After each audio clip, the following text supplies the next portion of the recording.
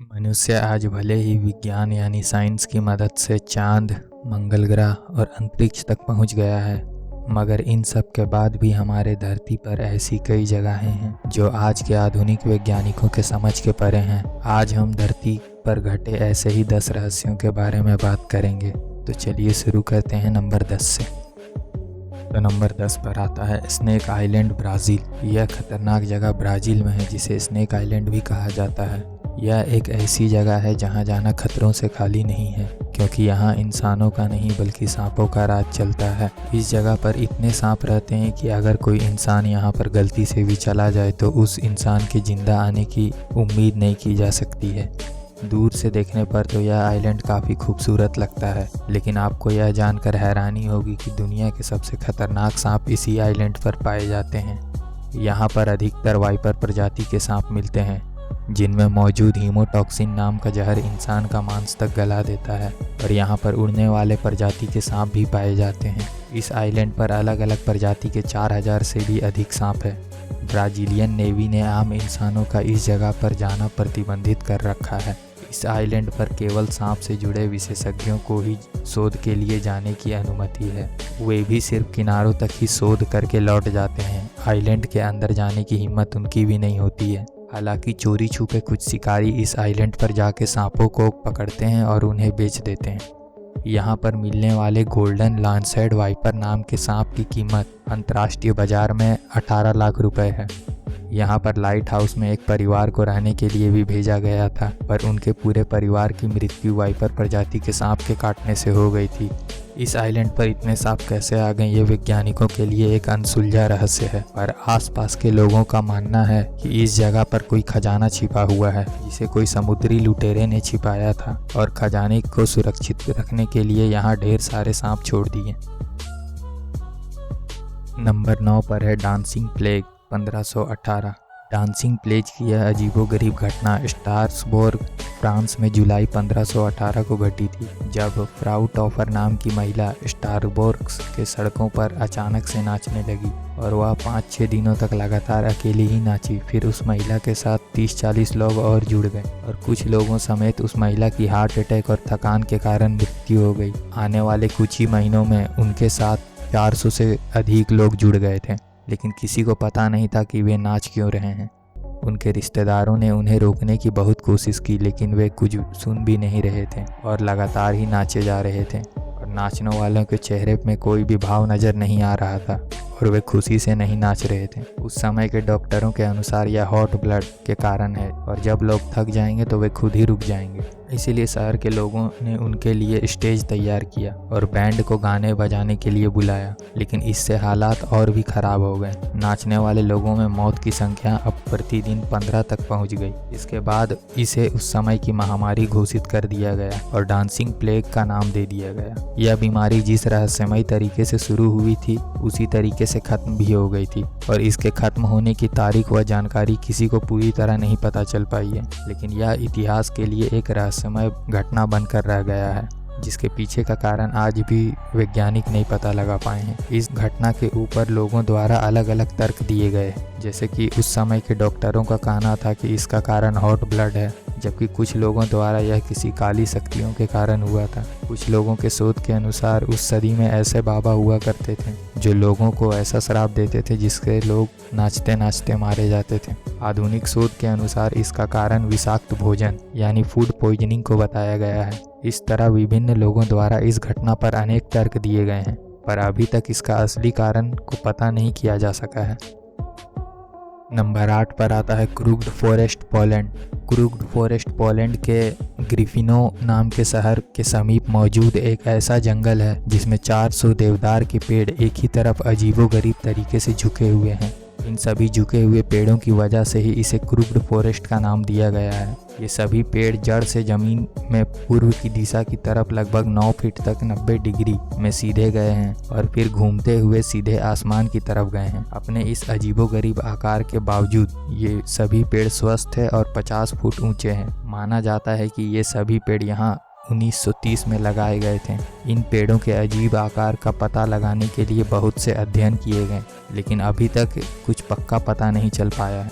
पर वैज्ञानिकों ने इन पेड़ों का ऐसा आकार होने पर अलग अलग तर्क भी दिए हैं। जैसे कि कुछ का मानना है कि जब पेड़ छोटे थे तो वहाँ भारी बर्फबारी के कारण ये सभी पेड़ एक ही दिशा में झुक गए होंगे। जब बर्फ खत्म हुई तो फिर आसमान की तरफ बढ़ने लगे होंगे। लेकिन इस तर्क को झुठला दिया गया क्योंकि उस जंगल में बहुत सारे देवदार के पेड़ हैं, लेकिन बर्फ से सिर्फ इसी जंगल के पेड़ क्यों झुक गए। कुछ के अनुसार पेड़ों का यह आकार इस जगह पर ज़्यादा गुरुत्वाकर्षण बल या ग्रेविटेशनल फोर्स होने के कारण हुआ है। लेकिन इस तर्क को भी सही नहीं माना जा सकता क्योंकि गुरुत्वाकर्षण बल चीज़ों को नीचे की तरफ खींचता है, ना कि धरती से 90 डिग्री की तरफ। इन सब में सबसे ज़्यादा सही जिस तर्क को माना गया है वह यह है कि इन पेड़ों का यह आकार उस समय के किसानों के द्वारा जानबूझकर दिया गया था। माना जाता है कि उनके पास ऐसे औजार थे जिससे पेड़ों को यह आकार दिया गया था, लेकिन यह औजार कौन से थे और किस वजह से पेड़ों को ऐसा आकार दिया गया था ये अभी तक पता नहीं चल पाया है। इसीलिए इस तर्क को भी पूरी तरह सही नहीं माना जा सकता। इस तरह क्रूड फॉरेस्ट के ये 400 पेड़ अभी तक विज्ञान के लिए एक अनसुलझे रहस्य बनकर रह गए हैं। नंबर 7 पर आता है ला मंचा नेग्रा, कैराकस, वेनेजुएला। ला मंचा नेग्रा एक काला चिपचिपा और च्युइंगम की तरह दिखने वाला एक अज्ञात पदार्थ है और इसे पहली बार 1986 में वेनेजुएला के कैराकस के सड़कों में काम कर रहे मजदूरों ने देखा था। लेकिन उस समय सिर्फ 50 यार्ड के करीब सड़कों पर ही फैला हुआ था और लोगों ने इस पर ज़्यादा ध्यान नहीं दिया। लेकिन कुछ ही महीनों में यह अज्ञात पदार्थ 8 मील तक सड़कों में फैल गया। इसके बाद स्थिति इतनी खराब हो गई कि इसके कारण सड़कों पर बहुत सी दुर्घटनाएं हुई और लगभग 1800 लोगों की मौत भी हो गई। यह मौसम के अनुसार फैलता था, जैसे कि गर्मियों में अधिक और ठंड पड़ने पर सिकुड़ जाता था। जब सड़कों पर दुर्घटनाएं बहुत ज़्यादा बढ़ने लगी तो कुछ एक्सपर्ट ने यह समस्या को लेकर वहां के राष्ट्रपति कार्लोस एंड्रेस पेरेज के पास पहुंचे, लेकिन इसका कारण पता नहीं चल पाया कि यह क्या चीज़ है और इससे छुटकारा कैसे पाएं। एक्सपर्ट द्वारा इसे डिटर्जेंट से धोया गया, इस पर चूना डाला गया और इसकी परत को खुरेचा गया। ये सब कुछ समय के लिए तो काम करते, पर ला मंचा नेग्रा नामक यह पदार्थ फिर से फैल जाता। आखिरकार 1996 में, यानी 20 सालों बाद, जर्मनी से विशेष प्रकार के सफाई उपकरण लाने के बाद ला मंचा नेग्रा से छुटकारा पा लिया गया। लेकिन ये क्या था और कैसे पैदा हुआ था, इसकी असली वजह आज तक वैज्ञानिक पता नहीं लगा पाए। नंबर 6 पर आता है mysterious rain of Oakville, Washington, 1994। 7 अगस्त 1994 में जब वाशिंगटन के ओकविले में सुबह के करीब 3 बजे बारिश होना शुरू हुई तो लोगों ने ध्यान दिया कि बारिश की ये बूंदें चिपचिपे से हैं और साधारण बारिश से अलग हैं, जिसे आज तक कभी देखा नहीं गया था। लोग जब बारिश में कार के शीशे साफ करने लगे तो ये बूंदें शीशे से ही चिपकने लगे। दोपहर तक बहुत से लोग रहस्यमय तरीके से बीमार पड़ने लगे, जैसे किसी को चक्कर आने लगा, किसी को सांस लेने में दिक्कत होने लगी और किसी को कम दिखाई देने लगा। इस तरह की अजीब बारिश यहाँ 3 हफ्ते में 6 बार हुई। इस बारिश के कारण बहुत से कुत्ते व बिल्लियों की भी मौत हो गई। जब इस चिपचिपे पदार्थ का सैंपल लैब ले जाया गया तो पता चला कि इसमें इंसानों की सफ़ेद रक्त कोशिकाएं यानी वाइट ब्लड सेल्स मौजूद है। इसके बाद अनुमान लगाया गया कि यह हवाई जहाज द्वारा छोड़े गए इंसानों के मल होंगे, लेकिन यह सिर्फ एक अनुमान ही था। इसका कोई पुख्ता सबूत नहीं मिल पाया।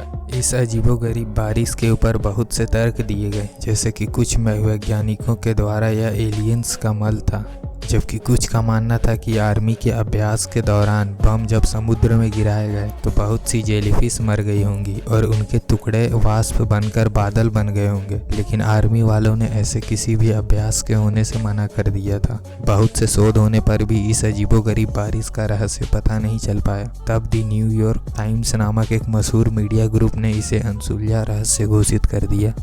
नंबर 5 पर आते हैं एंजेलो फेटिकोनी, जिन्हें ह्यूमन कॉर्क के नाम से भी जाना जाता है। एंजेलो फेटिकोनी नामक व्यक्ति एक इटालियन फ्रीक अमेरिकी शोक आर्टिस्ट थे। वह अपनी एक खास तरह की क्षमता के कारण इतिहास में प्रसिद्ध हो गए और उनकी खासियत यह थी कि वह पानी में बिना कोई प्रयास किए भी नहीं डूबते थे। उनके इसी खासियत के कारण उन्हें ह्यूमन कॉर्क नाम दिया गया था। उनके शरीर में यह खासियत बचपन से ही मौजूद थी, लेकिन समय के साथ साथ ये बहुत से लोगों को भी पता चली। उनकी इस क्षमता को बहुत से लोगों ने परखना भी चाहा, इसीलिए एक बार उन्हें बोरी में सिलकर बंद कर दिया गया और उनके पैरों में 20 पाउंड का कैनन बॉल बांधा गया। लेकिन कुछ ही देर में एंजेलो ने बोरी में से अपना सिर को बाहर निकाल लिया और बिना प्रयास किए और बिना डूबे 8 घंटे तक वैसे ही रहे। एक अन्य अवसर पर इन्हें हडसन नदी में कुर्सी में बांधकर फेंक दिया गया था और कुर्सी में 20 पाउंड का भार बांध दिया गया और एक बार फिर से वह हाथ और पैर बंधे होने के बावजूद भी नहीं डूबे और 15 घंटों तक पानी में वैसे ही रहे। उनकी इस खास क्षमता ने उस समय के सभी वैज्ञानिकों और डॉक्टरों को आश्चर्य में डाल दिया।